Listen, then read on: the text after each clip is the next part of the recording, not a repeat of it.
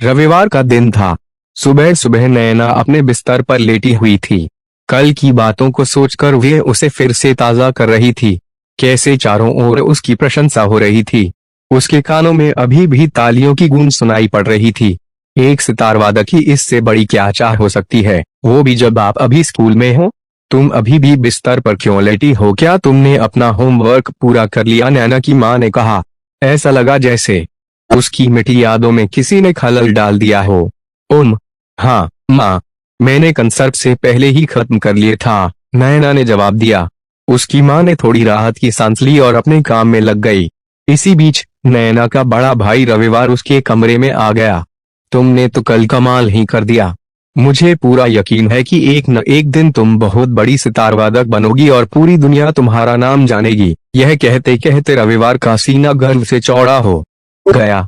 पता नहीं क्या होगा, मैं इस बारे में कुछ कह नहीं सकती, नैना ने बुदबुदाते हुए कहा। माँ चाहती है कि मैं अपनी पढ़ाई पर फोकस करूं, क्योंकि परीक्षा भी काफी नजदीक है।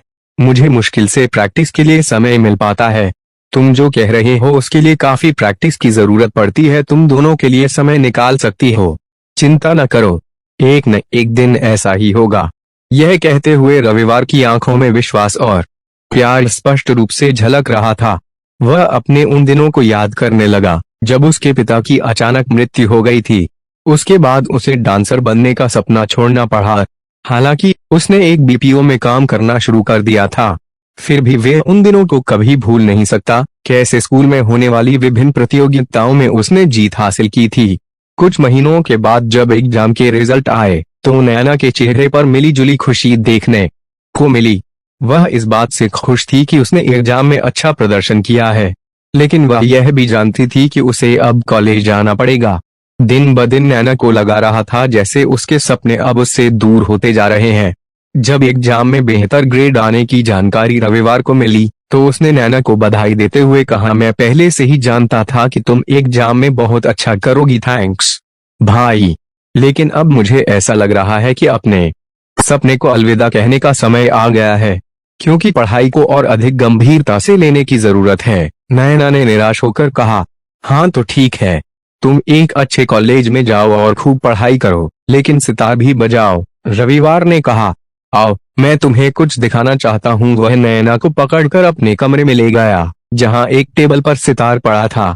सितार के पास एक नोट भी पड़ा था जिसमें लिखा था नेवर स्टॉप प्लेइंग। दरअसल अपनी बहन को गिफ्ट में सितार देने के लिए रविवार काफी दिनों से हर महीने पैसे बचा रहा था। यह तुम्हारे लिए है। इस सप्ताह के बाद तुम्हारे लिए मैंने सितार सिखाने वाले की भी व्यवस्था कर दी है, रविवार ने कहा। यह देखकर नैना को कुछ समझ नहीं आ रहा था कि वह क्या कहे, लेकिन उसके आंसुओं ने सब कुछ जाहिर कर दिया। रविवार ने उसे गले लगाते हुए कहा, तुम मुझे अपने कंसर्ट के फ्री टिकट देकर इन चीजों का भुगतान कर सकती हो। यह सुनकर नैना के चेहरे पर दृढ़ संकल्प, कृतज्ञता और प्रेम भरी मुस्कान छा गई।